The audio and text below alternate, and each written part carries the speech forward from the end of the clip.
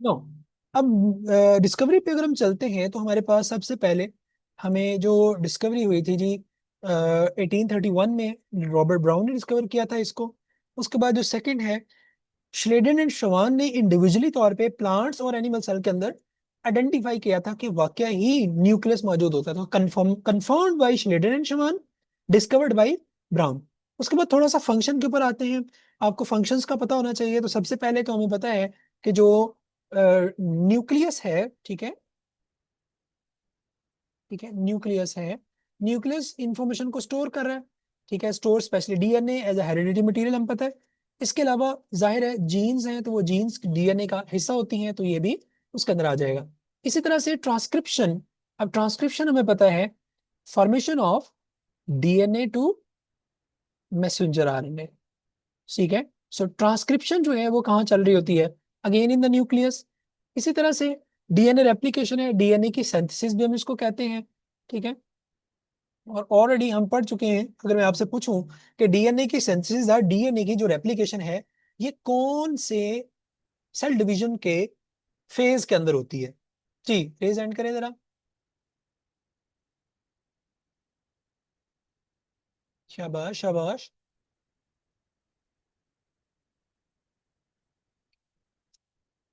जी हाँ, आप बताएं कौन सी फेज के अंदर होती है सेल डिवीजन की?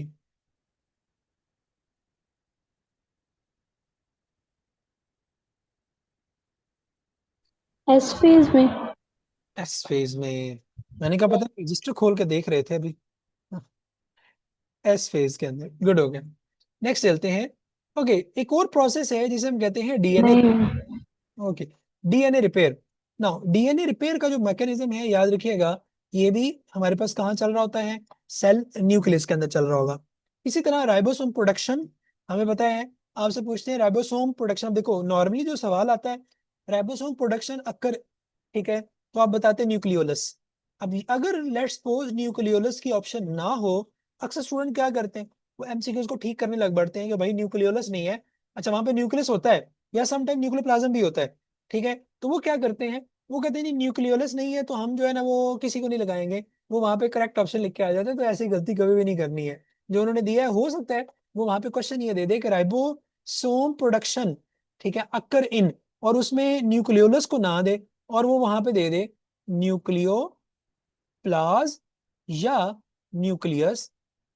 ठीक है। सो याद रखना है कि ये एक्चुअल में चल रही होती है किसके अंदर? न्यूक्लियोप्लाज्म के अंदर चल रही होगी या न्यूक्लियस के अंदर चल रही होगी।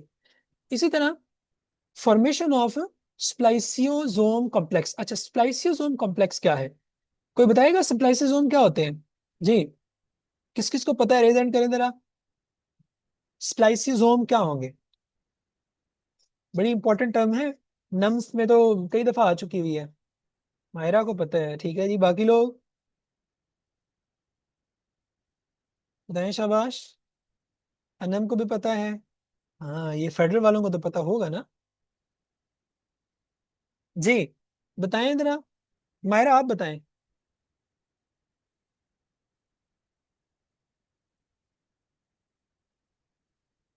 सर ये कॉम्प्लेक्स बनता है पोस्ट ट्रांसक्रिप्शनल मॉडिफिकेशन के लिए, जो हम्म। कि एमआरएनए को उसकी करेक्ट फॉर्म में कन्वर्ट कर देता है हेड्रो कैप प्रोटेल के साथ।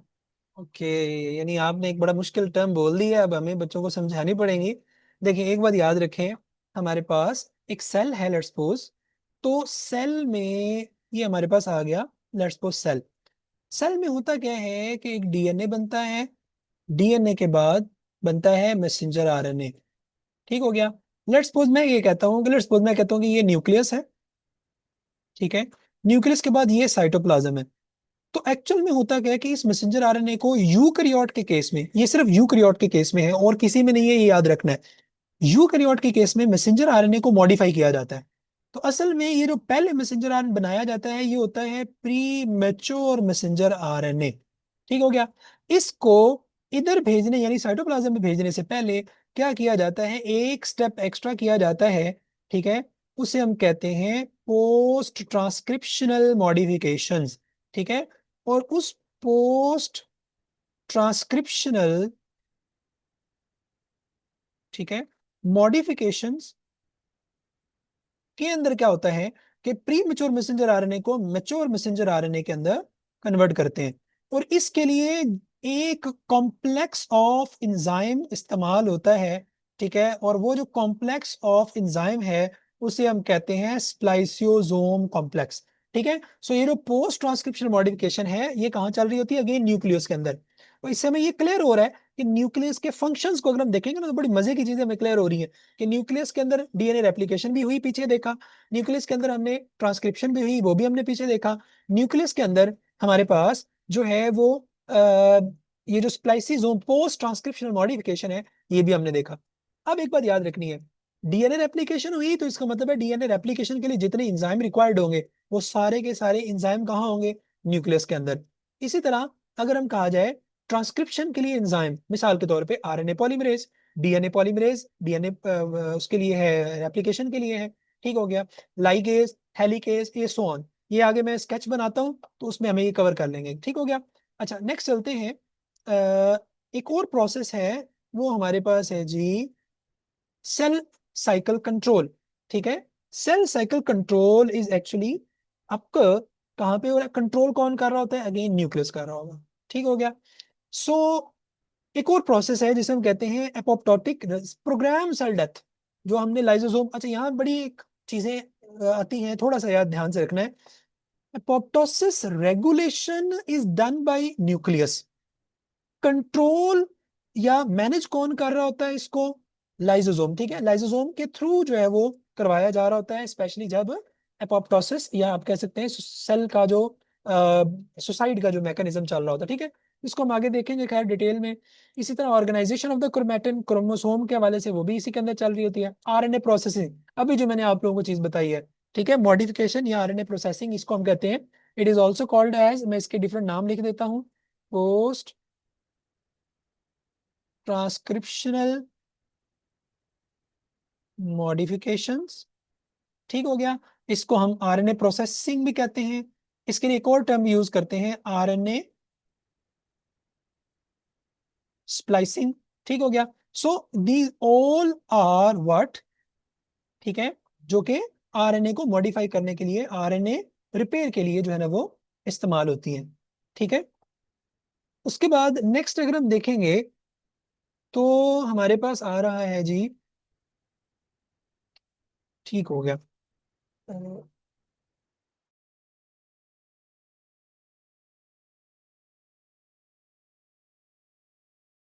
ओके, नेक्स्ट अगर हम देखेंगे तो हमारे पास आ रहा है जी, आ, हाँ, ये क्वेश्चन है जी आप लोग अब जरा अपनी जो है ना वो नजरें और अपने जो है ना वो दिमाग एक्टिव करें, और ये सवाल मैंने आप लोगों के लिए अब छोड़ा है। इस सवाल को मैं आंसर खुद नहीं करूंगा, ठीक है। इस सवाल को मैं आंसर करूंगा, ठीक है, जब आप लोग इसको आंसर करेंगे।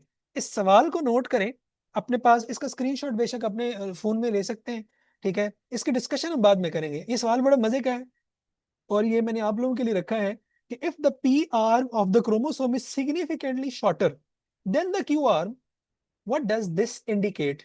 Chromosome is a metrocentric, chromosome is acrocentric, chromosome is a telocentric, chromosome is a submetacentric, ठीक है। ये अब आपने इसका आंसर करना है, मुझे पता है अभी ये डायरेक्ट आंसर बहुत कम लोग इसको कर सकेंगे, ठीक है। खुद से इसको सॉल्व करना है, इसका स्क्रीनशॉट ले लें, ठीक है, और इसके बाद फिर हम इसको सॉल्व करेंगे, सही है।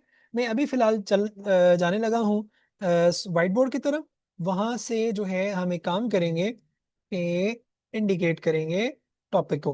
अच्छा इससे पहले ये थोड़ी सी हमारे पास है, क्योंकि हमने मेन जो टॉपिक हमारा पढ़ना है वो पढ़ना है न्यूक्लियस का। तो न्यूक्लियस के अंदर जो है अगर हम शुरू में जाते हैं तो वो उसने क्रोमोसोम को भी डिस्कस किया हुआ है अलग, तो इसलिए मैंने क्रोमोसोम के भी एमसीक्यू भी डाल दिए और न्यूक्लियस के भी एमसीक्यू डाले हैं।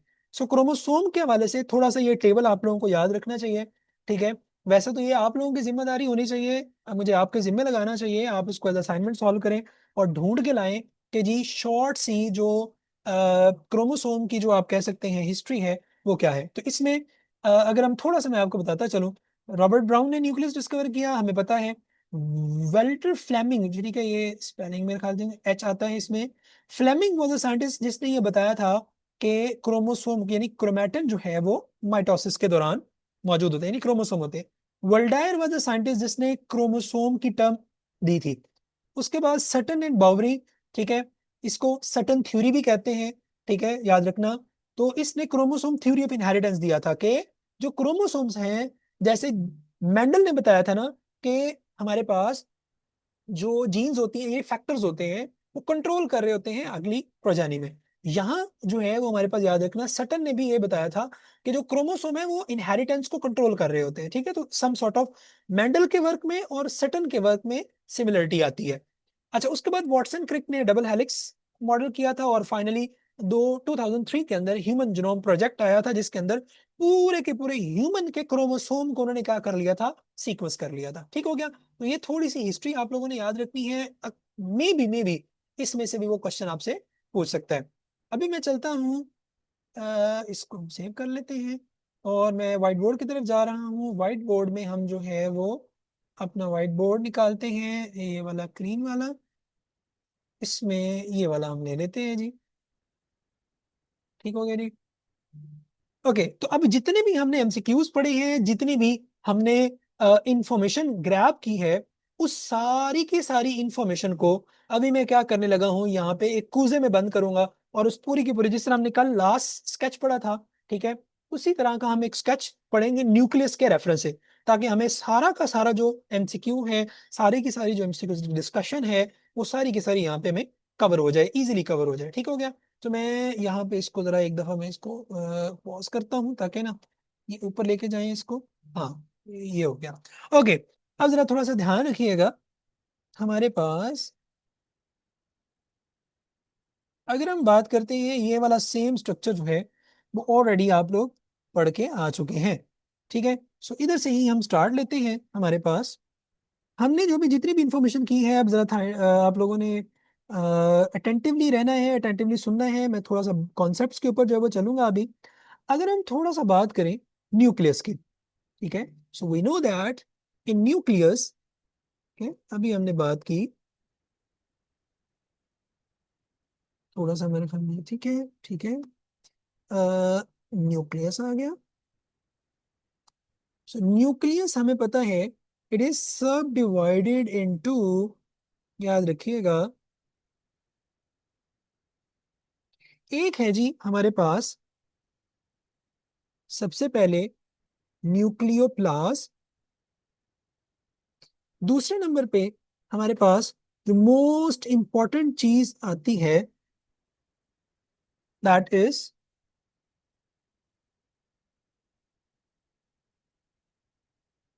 क्रोमैटिन। ठीक हो गया। तीसरे नंबर पे जो मोस्ट इंपॉर्टेंट चीज है, ठीक है, वो आ जाती है न्यूक्लियोलस। ठीक हो गया। नाउ, अब अगर हम इंडिविजुअली इनको देखें, मार्कर थोड़ा सा थिक कर लो मेरे ख्याल में, इसको यहाँ पे कर लेते हैं, शायद बेहतर हो जाएगा।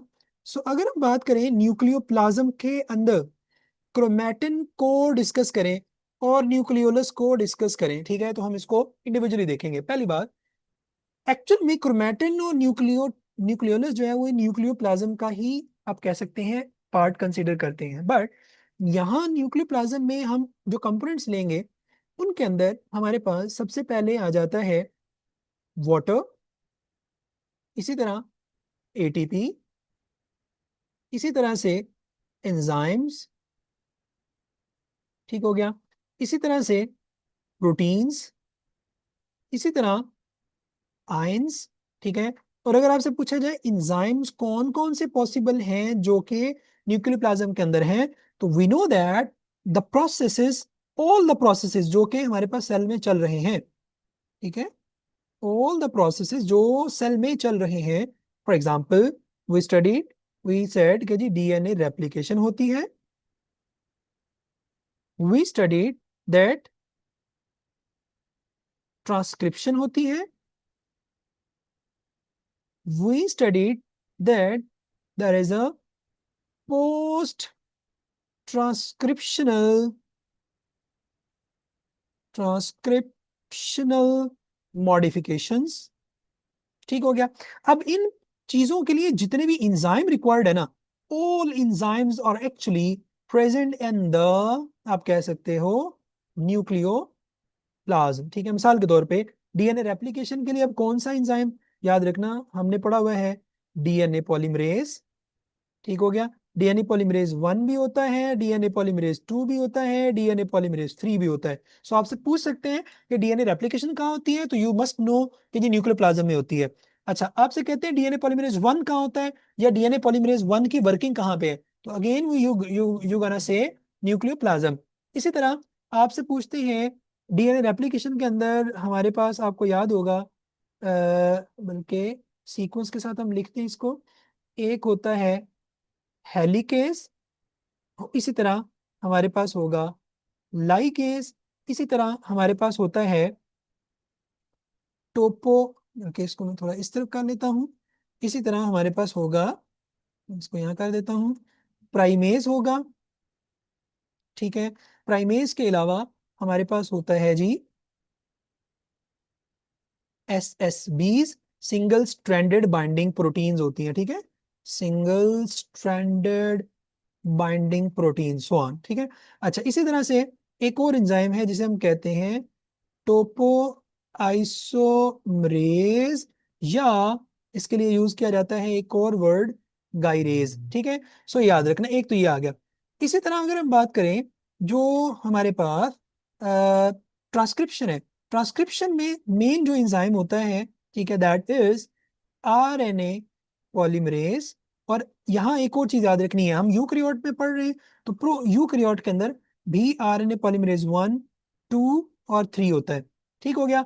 और जो यू प्रोकैरियोट्स होते हैं, प्रोकैरियोट्स के अंदर, ये यूकैरियोट्स की बात है, प्रोकैरियोट्स के अंदर यहाँ ऊपर लिख देता हूं मैं, प्रोकैरियोट्स के अंदर सिर्फ एक ही टाइप का आरएनए पॉलीमरेज होता है। दस ये इंफॉर्मेशन जो है you guys must have in clear in your mind. उसके बाद पोस्ट ट्रांसक्रिप्शन मॉडिफिकेशंस की बात करेंगे तो इसके अंदर स्प्लाइसिंग या स्प्लाइसियोसोम का जो है वो ऑप्शन आ जाएगा, ठीक हो गया। So nucleoplasm is really a complex thing, ठीक है। इसी तरह अगर हम इसके साथ लिखना चाहें, मैं इसको हाईलाइट भी कर देता हूं, बल्कि अगर हम लिखना चाहें कि जी इसके अलावा और कौन कौन से प्रोसेसेस हैं जो यहाँ चल रहे हैं थे, ठीक है, तो हमने कहा था कि जी डीएनए रिपेयर का मैकेनिज्म था, वो एक्चुअल में ट्रांसक्रिप्ट डीएनए रेप्लिकेशन का हिस्सा ही होता है, ठीक है, तो वो यहाँ ही चल रहा होता है। अच्छा, नेक्स्ट अगर हम चलें तो दूसरी चीज आ रही है क्रोमैटिन। अब क्रोमैटिन जो है, अगर क्रोमैटिन की बात करेंगे, सो यहाँ याद रखिएगा कि जो क्रोमैटिन है हमारे पास, that is DNA plus protein. और प्रोटीन्स हमें पता है कौन सी होती हैं, दे आर हिस्टोन्स, ठीक है। और क्रोमैटिन जो है at the time of cell division, ठीक है, सेल डिवीजन के टाइम पे क्या होता है, ये क्या करता है, कन्वर्ट हो जाता है क्रोमोसोम के अंदर। और क्रोमोसोम से रिलेटेड हम बड़े एमसीक्यूज अभी ऊपर डिस्कस भी करके आए हैं पहले, कि जो क्रोमोसोम्स हैं, ठीक है, इन क्रोमोसोम्स के अंदर अगर हम स्ट्रक्चर को देखेंगे तो इस तरह से क्या होगा, स्ट्रक्चर होगा जिसमें सेंट्रली जो रीजन होता है that is called as centromere, ठीक हो गया। इसी तरह अगर हम बात करेंगे, अभी हमने पीछे डिस्कस किया कि जो क्रोमोसोम का सेंट्रोमियर के पास पास वाला रीजन होता है वो इस तरह से हाईली कंडेंस होता है। So that highly condense region is called as heterochromatin. अब इसका एक लिंक याद रखोगे आप लोग, क्रोमैटिन, ठीक है, और ये होता है यू क्रोमैटिन, ठीक है, यू क्रोमैटिन, ठीक है जी। नाउ अब अगर हम इसको थोड़ा सा डिफरेंशिएट कर लें, अगर हेट्रो को और यू को, हेट्रोक्रोमैटिन में एक बात याद रखनी है हमारे पास, क्या होगा कि एक तो H फॉर हाईली कंडेंस, तो ये हमें अगर डायग्राम में भी देखेंगे तो हमें ये दिख रहा है कि ये हाईली कंडेंस होता है, ठीक हो गया। तो क्वेश्चन आ सकता है कि बताएं जी हाईली कंडेंस कौन सा है, इसका मतलब है कि जो लूजली कंडेंस है, जिस तरह हमने एमसीक्यू की भी प्रैक्टिस की, सो लूजली कंडेंस होता है वो होता है यूक्रोमैटिन, क्लियर हो गया। इसी तरह डार्क स्टेन्ड कौन सा होगा, अब जाहिर सी बात है, ये पॉइंट सुनना, लेट्स सपोज मैं कहता हूँ, मैं यहाँ पे ना कलर ऐड करता हूँ, और मैं चाहता हूँ कि जी मैं इसको स्टेन करूँ, तो ध्यान रखना, मैं इसको कलर ऐड करूंगा तो ये जो जगह होगी ना, ये ज्यादा इस तरह से स्टेन कैप्चर कर लेती है, ठीक हो गया। और ये जगह जो है वो कम स्टेन करती है क्योंकि ये लूजली कंडेंस होती है। इसका मतलब क्या हुआ कि जो हमारे पास हेट्रोक्रोमेटिन होता है, दैट इज, ये क्या करता है, डार्क स्टेन्ड होगा। ये भी क्वेश्चन आ चुका है, अगर आप पास पेपर्स निकालोगे, हम एंड पे प्रैक्टिस भी करेंगे, ठीक है। तो उसमें डार्क स्टेन कौन सा है, हेट्रोक्रोमेटिन। और लूजली क्या होता है हमारे पास, ये लेस स्टेन्ड होगा। उसके बाद जो मोस्ट इंपॉर्टेंट पॉइंट आता है थर्ड वाला, 1 2। अब ये जो लूजली कंडेंस होता है ना, इसमें एक बात याद रखनी है, इसकी जेनेटिक एक्सप्रेशन होता है, जेनेटिक एक्सप्रेशन होगा। और जेनेटिक एक्सप्रेशन से क्या मुराद है कि डीएनए से आरएनए और आरएनए से प्रोटीन का बनना, इस पूरे प्रोसेस को क्या कहेंगे, जेनेटिक एक्सप्रेशन। यानी इसके अंदर ट्रांसक्रिप्शन, ठीक है जी, ट्रांसक्रिप्शन प्लस ट्रांसलेशन दोनों आते हैं, ठीक है। इसका मतलब क्या है कि जो हेट्रोक्रोमेटिन है इसका ट्रांसलेशन और ट्रांसक्रिप्शन नहीं होगी, ये याद रखना है। और यूक्रोमेटिन की ट्रांसक्रिप्शन एंड ट्रांसलेशन होगी, ठीक है। तो इसमें हम इसमें लिखेंगे, इसमें 1 पॉइंट, ये सेकंड पॉइंट, और थर्ड पॉइंट इसका हम लिख लेते हैं नो जेनेटिक या वेरी रेयर जेनेटिक, ठीक है, नो जेनेटिक एक्सप्रेशन। ठीक हो गया जी, ये आ गया आपका हेट्रोक्रोमेटिन का। अच्छा, उसके बाद क्रोमोसोम के अंदर जो हमें और इम्पोर्टेंट चीज डिस्कस करनी होती है, जिसमें से क्वेश्चन आ सकता है, जो आता भी होता है, और वो ये आता है कि क्रोमोसोम के कंपोनेंट्स में, इसमें एक चीज मैं ऊपर ही बता देता हूं ताकि हम उसको भी कवर कर लें साथ ही। सेंट्रोमेयर को हम प्राइमरी कंस्ट्रक्शन भी कह देते हैं, कंस्ट्रिक्शन कहना है इसको, कंस्ट्रक्शन नहीं कहना। ठीक हो गया।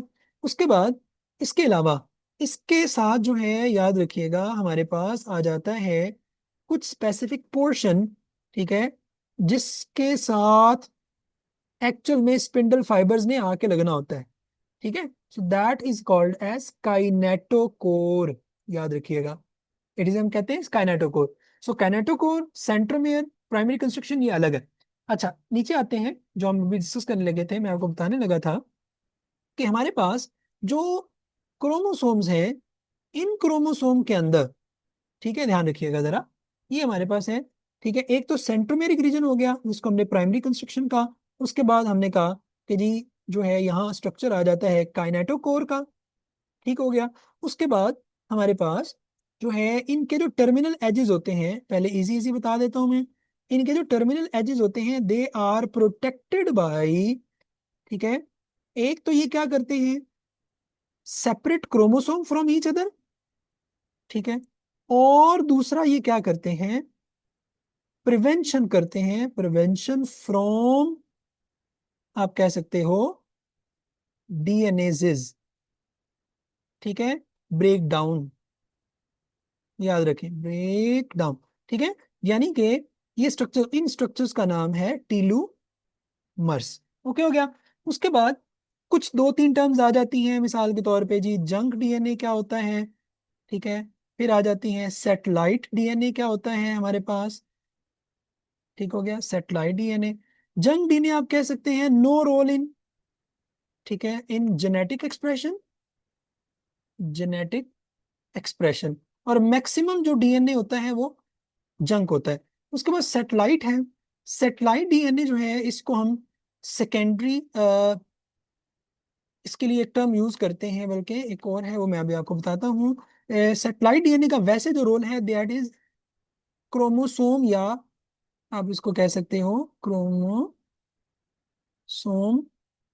स्टेबिलिटी, ठीक हो गया। सो क्रोमोसोम से रिलेटेड बाकी की इंफॉर्मेशन अभी हम साथ साथ देखते हैं, ठीक है। तो अभी हमने जो चीज डिस्कस करी, वो हमने कही कि जी हमारे पास जो क्रोमोसोम है, ठीक है, इसको मैं अगर वापस लेके जाऊं, हमने जो कहानी शुरू की हुई थी, वो हमने शुरू की थी यहाँ न्यूक्लियस से। हमने कहा था कि न्यूक्लियोप्लाज्म है, न्यूक्लियोप्लाज्म के कंपोनेंट्स हमने देख लिए। फिर हमने क्रोमैटिन, क्रोमैटिन की कुछ चीजें देख ली, वो हमने नीचे तक चले गए। फिर हमने देखना है न्यूक्लियोलस, ठीक हो गया। और न्यूक्लियोलस के बाद एक पिक्चर है जो मैं अभी आप लोगों को बाद में दिखाऊंगा, डिस्कस करूंगा, ठीक है। एंड दैट इज, अगर हम इसको देखेंगे न्यूक्लियस को, सो न्यूक्लियोलस जो है, याद रखिएगा, दो हिस्सों में फर्दर डिवाइडेड है। ये बड़ी इंपॉर्टेंट चीज है, और इसमें से बहुत दफा जो है वो क्वेश्चन आ चुका है, ये जरा अटेंटिव होकर सुनिएगा। न्यूक्लियोलस जो है इसके दो रीजन है, दो पोर्शन है। एक होता है आउटर, एक होता है इनर। जो आउटर होता है ये होता है ग्रेन्युलर, ये अक्सर क्वेश्चन आ चुका है।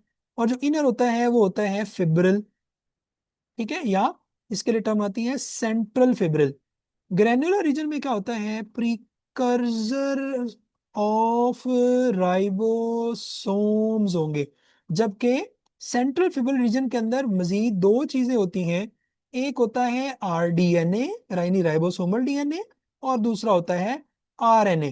ठीक है, तो सेंट्रल फिब्रिल रीजन दो कंपोनेंट्स में डिवाइडेड है। अगर मैं इसी को डायग्राम की तरफ लेके जाऊं ना, ये जो हमने यहाँ बनाई हुई है, ठीक है, मैंने स्केच किया आप लोगों के लिए। अगर मैं इसके अंदर इसको थोड़ा सा डीपली अगर बनाऊं ना, ठीक है, तो ये कुछ इस तरह से होगा कि ये न्यूक्लियोलस बना हुआ है। तो इसका जो आउटर रीजन होगा, let me choose the red colour so that we can add things on it. So यहाँ पे इस तरह से ये ऐसे, ये न्यूक्लियोलस है, तो ये एक्चुअली में इस तरह से होता है। इसे कहते हैं peripheral granular region, granular region. और उसके बाद ये सेंट्रल होता है। सेंटर में हम एक काम करते हैं, कलर ले लेते हैं, लेट्स सपोज ब्लैक वन। ठीक है जी। सो सेंट्रल जो है ये होता है फिब्रिल, सेंट्रल फिब्रिल रीजन होगा। ठीक हो गया। सो ये न्यूक्लियस, और उसके अंदर फिर कौन कौन सी चीजें हैं वो मजीद हमने देख ली यहाँ पे ऑलरेडी के मौजूद होती हैं। ठीक है। सो ये आ गया हमारे पास न्यूक्लियोलस के कंपोनेंट्स। ठीक है, तो आपको क्लियर होना चाहिए कि न्यूक्लियस से जब क्वेश्चन आएंगे तो वो उसके न्यूक्लियोप्लाज्म से रिलेटेड, क्रोमैटिन से रिलेटेड, न्यूक्लियोलस से रिलेटेड। और अभी अगर हम क्रोमोसोम पे फोकस अपना करें, आखिरी लास्ट मिनट हमारा, और इसके बाद हम ये फिलहाल इसको कवर कर लेंगे, एंड कर लेंगे। ठीक है। सो क्रोमोसोम के हवाले से हम बात कर रहे थे, थोड़ा सा मैं इसको एक्सटेंड करके कंप्लीट करूंगा। ठीक है, तो क्रोमोसोम में हमने यहाँ तक देखा, हमने कहा कि जी हमारे पास प्राइमरी कंस्ट्रक्शन है, ये सो ऑन हो गया। अच्छा, उसके बाद आ जाती है कि जी types of, types of chromosome. ये जो मैंने क्वेश्चन भी ऐड किया है ना ऊपर, आपको याद होगा जो मैंने एज असाइनमेंट दिया है, ये क्वेश्चन आपको यहाँ से हेल्प आप इससे ले सकते हैं। तो अगर मैं सिंपल बल्कि डायग्राम ही बना देता हूँ, ठीक है, और फिर आप लोगों से पूछता हूँ, पता नहीं सो गए या जाग रहे हैं। ठीक है जी, मैं क्रोमोसोम यहाँ पे बना रहा हूँ, और आपने मुझे बताना है कि, ठीक है जी, ओके जी, ABCD चार क्रोमोसोम हैं, और आप बताएंगे कि इसमें से हमारे पास, ठीक है, शजिया ए बताएं जी कौन सा है। मेटासेंट्रिक। मेटासेंट्रिक। मरवा बी बताएं। सब मेटासेंट्रिक। सब मेटासेंट्रिक, शाबाश। अनम सी बताएं। एग्रोसेंट्रिक। हेक्रोसेंट्रिक, माशाल्लाह। ये तो ऐसे जैसे मैं अटेंडेंस लगा रहा हूँ। और डी बताएं अब्दुल्ला। हीलोसेंट्रिक सर। माशाल्लाह, शुक्र है कुछ और नहीं कहा। ओके ओके जी। So this is actually chromosome. अब थोड़ा सा इसके अंदर आपको एक और चीज याद रखनी है जो बड़ी इंपॉर्टेंट है, लास्ट चीज है, और वो है कि ये जो क्रोमोसोम्स हैं इनके अंदर हम ये कहते हैं कौन कौन सी चीजें होती हैं। मेन दो पॉइंट्स हैं, दो चीजें। एक होती है प्रोटीन, एक होता है डीएनए। ठीक है। और वो जो प्रोटीन है, that protein is actually histones, और डीएनए जो है डीएनए ही होता है, हिस्टोन्स का ऑक्टेमर होता है। तो इसमें जो मेन चीज आपको ऐड करनी पड़ेगी, दैट इज व्हाट, कि इस तरह से ये हिस्टोन का ऑक्टोमर होता है, ये हिस्टोन है। ठीक हो गया। और इसके गिर्द क्या होगा, इस तरह से जो हमारे पास डीएनए होता है वो रैप अप हुआ होता है। सो अगर मैं कहूं कि this yellow one structure is DNA and the reddish structure is histones, तो कलेक्टिवली इस स्ट्रक्चर का नाम क्या होगा जी। कोई भी माइक अनम्यूट करके बोल सकता है, अब बताएं। मेरे लिखने से पहले पहले मैंने पहले लिख लिया है। इसे हम कहते हैं न्यूक्लियोसोम, याद रखना। सो आप लोगों ने डिफरेंस अब याद रखना है, न्यूक्लियोसोम का, न्यूक्लियोलस का, ठीक हो गया, न्यूक्लियस का। ठीक है, इसी तरह से अदर जो इससे मिलती जुलती टर्म्स आती हैं उनसे धोखा नहीं खाना। ठीक है, so hopefully you guys have might enjoyed the lecture. ठीक है, यहाँ पे अगर आप लोगों को कुछ समझ नहीं आई तो काइंडली मुझे बताइएगा। ये वैसे मैंने स्ट्रक्चर यहाँ पे जो एक पिक्चर ऐड की हुई थी, ये सिर्फ आपको रिप्रेजेंट करनी थी कि किस तरह से, अगर आप देखोगे तो ये this is DNA, this is histone, collectively this structure is nucleosome. ठीक हो गया, और ये फिर डीएनए, और डीएनए का ओवरऑल जो डायमीटर होता है, याद रखना, ये 1400 नैनोमीटर होता है। ओके हो गया। और एक जो सिस्टर क्रोमेटिड होगा, यानी एक जो क्रोमोसोम होता है सिंगल, उसका जो डायमीटर होता है वो 700 नैनोमीटर होता है, ये भी याद रखना है। और जो डीएनए है उसका डायमीटर 2 नैनोमीटर होता है। तो आप अंदाजा कर लें कि ये कितनी दफा जो है वो क्या किया होगा, कॉइल हुआ होगा, सुपर कॉइल हुआ होगा, तब जाके ये बना होगा। ठीक हो गया। और इसमें आखिरी बात आप लोगों ने जो याद रखनी है वो ये याद रखनी है कि स्पीशीज के अंदर नंबर ऑफ क्रोमोसोम्स जो हैं, ठीक है, number of chromosomes in species, ठीक है, वो आपने ढूंढने हैं, जो आपके सिलेबस में दिए हुए हैं उसकी मैं अभी फिलहाल नहीं बना रहा, ये आप लोगों की असाइनमेंट है कि आपने लेट्स एटलीस्ट ह्यूमन का तो चले पता ही है, ठीक है, चिंपैंजी हो गया, ठीक है, उसके बाद कैरेट हो गया, उसके बाद फ्रॉग हो गया, इसी तरह से अनियन हो गया, पिजन हो गया, सो ऑन, ये अब काफी सारे बनते हैं। So you guys has to make the list of this, आप कह सकते हैं, नंबर ऑफ क्रोमोसोम्स। क्लियर हो गया। सो यहां तक अगर कोई चीज समझ आई है तो आप लोग मुझसे पूछ सकते हो, ठीक है, और आप लोग के क्वेश्चन आए हैं तो वो हम डिस्कस कर लेंगे। कह रहे हैं जी brain and heart of the cell भी न्यूक्लियस होगा। जी, हार्ट तो मैं हूँगा ठीक है, और ब्रेन जो है ना वो जाहिर सी बात है न्यूक्लियस ही होता है। और कुछ बताएं, तो क्वेश्चन है तो शाबाश। If you guys have any question, you can ask. जी। सर ये प्राइम